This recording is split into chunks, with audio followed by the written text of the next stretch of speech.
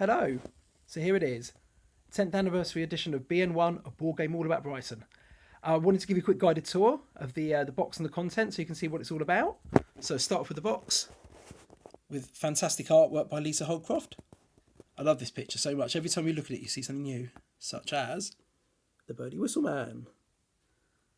The underside of the box has some more of Lisa's illustrations around the sides, plus a little overview of the game. So it's as you'd expect, really. The box itself is a little bigger and quite a lot deeper than previous editions because there's so much to ram in there. So there we go. So the board is where you'll be spending your time during BN1.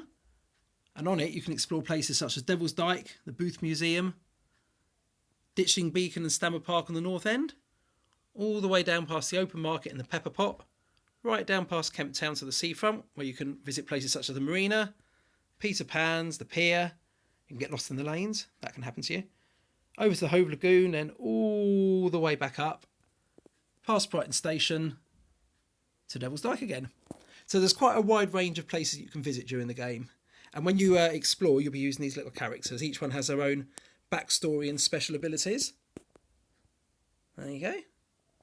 So, most of the game is driven by cards. The encounter deck is made up of all the things that you're likely to bump into on a day out in Brighton. So, you can learn about local historical figures. You can find things, such as a lost wallet in this instance. Go to local city events, in this case paddle around the pier. Or bump into local legends, such as our very own Lorraine Bowen. There's a lot in this deck, there's about 70 or 80 cards, so there's lots of different things that you can find while you're exploring the board. Next up, the shop deck. This is made up of all the useful things that you can buy or steal to aid you in your game, so instruments to busk with, various tools and equipment that can help you in various ways.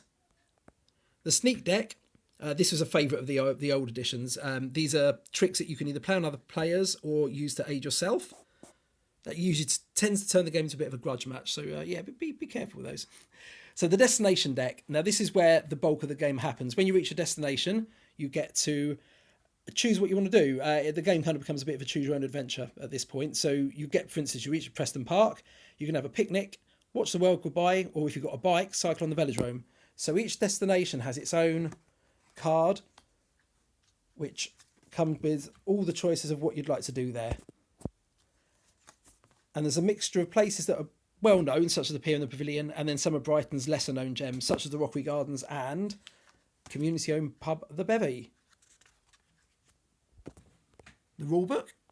There'll also be a video rulebook as well online in the near future. So if you don't like wading through pages of text, then yeah, go and look on the video instead. These are the player cards. Each one shows you what you'll get extra points for, which will be visiting certain types of destination. Each player has their own goal. Each player also has their own action deck. Now, there's two ways you can move around the board in BN1. You can use the tried and tested roll 2 dice and move that many tiles, or you can use each player's own action deck, where you draw 4 cards into your hand and then play them in any order you wish. These sort of flesh out the differences between the various people that you can play during the game. Provisions, you'll start off with some meals, and these will have different effects when you consume them. You can either get money, points, or equipment, and so on. Various tokens for scoring and shop cards. Day savers for those who'd like to travel by bus rather than on foot. And a big pile of money, which is considerably easier to spend than it is to come by. So in a nutshell, that is BN1 and its contents. Hope you like the look of it. It should, all being well, be out by autumn. It's getting quite nicely done in terms of manufacture now. Everything's running, if anything, a little ahead of time. So it'll all be down to the shipping now, which, but yeah, we've got a very good margin. So all being well, I think by October, it'll be sitting in your laps. So there you go. And any questions, do feel free to ask.